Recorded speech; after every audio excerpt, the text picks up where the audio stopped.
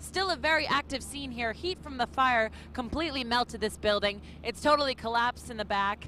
Firefighters say this building is going to be a total loss. In the past month, Massachusetts has created more than 15,000 jobs and has the lowest number of unemployment claims in the country. More problems for the big dig, and transportation leaders in big trouble. They waited 5 weeks before telling the public that a 100-pound light fell from this tunnel.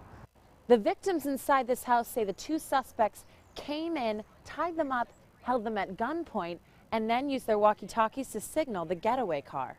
That worker fell halfway down a 20-foot shaft while working on this tunnel over here. His foot was pinned between a pipe and the ladder that he fell off of. Arturo Tavares takes us into the back of his liquor store where he almost died Sunday. His own bloodstain marks the spot. When the guy shot it here, they scared and run. As he tried to make change for a scratch ticket purchase, that's when one of the two suspects, 28-year-old Jose Gonzalez, brutally pistol whipped him. Put him in and said, go back, put on the floor, go down to the floor. So I went to the floor. He hit me several times.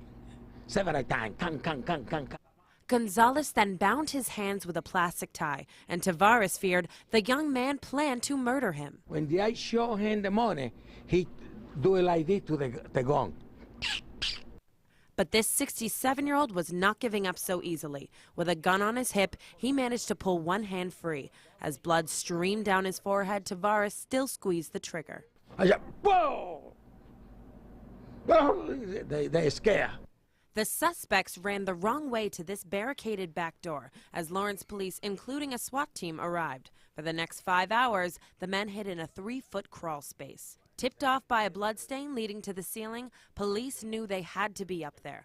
Officers broke through the sheetrock and discovered them hiding. Arturo Tavares feels very fortunate to be alive.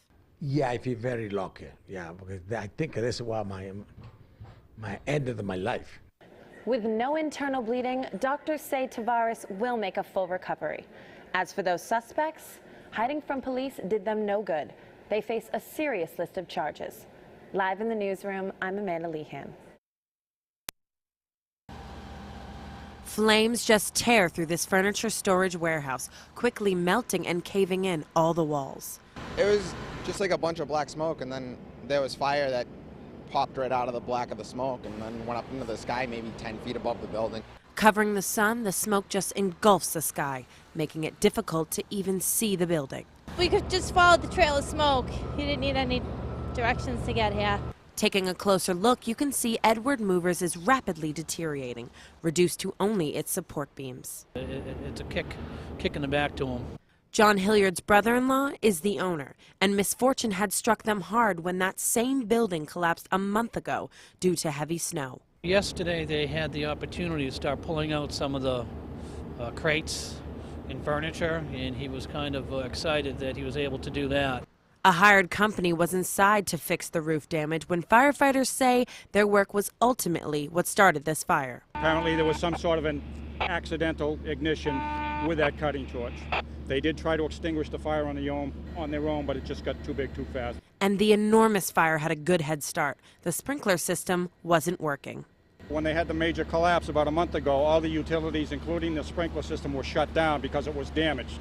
Amanda.lehan reporting. At the ripe age of 4 months old, Kyle Coughlin has his first run-in with the law.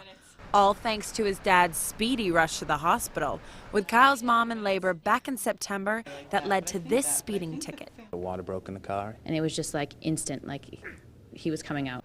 Not even a state trooper could slow down this determined father, or should I say, mother ready to deliver. I'm just telling him not to stop. I'm like, you can't stop. I'm like, you have to get me to the hospital. I'm gonna have this baby in the car if you stop. So he called 911 to clarify. I'm being pulled over by a cop, but my wife's in labor. Her water just broke. Sir, stay on the line with me, okay? I'm going to transfer to state police. Is she okay? Dude, he's right behind me. I just don't want to. I think I'm outrunning him. Can you pull over, please? The baby's going to come out, and I'm right at the hospital. I think the officer's helping me. He's in front of me now. That trooper did escort the couple to Catholic Medical Center in Manchester. And just minutes after arriving, Angela Coughlin gave birth to their healthy baby boy. But the climax of the story does not peak there. The officer hung around for a delivery of his own. He said, Congratulations. yeah, he said, congratulations, you have a son. Bad news is I'm going to have to see you in court. You were speeding. I just can't believe it. I just can't believe he couldn't make a moral judgment, He stood and listened to me have the baby at the nurse's station and still waited for him to come out of the room and gave him a ticket. And it's a ticket these Londonderry parents intend to fight, saying that a roadside delivery just wasn't an option. The ambulance wouldn't have got there in time. It was too quick. And you don't know. You don't know the outcome. I wanted him in the delivery room. I didn't want him to deliver. Well, it turns out they can't even fight that ticket today due to a mix-up of paperwork. So they have to be back in court. And we spoke to state police, and they are defending that ticket. Outside the courthouse, I'm Amanda.lehan.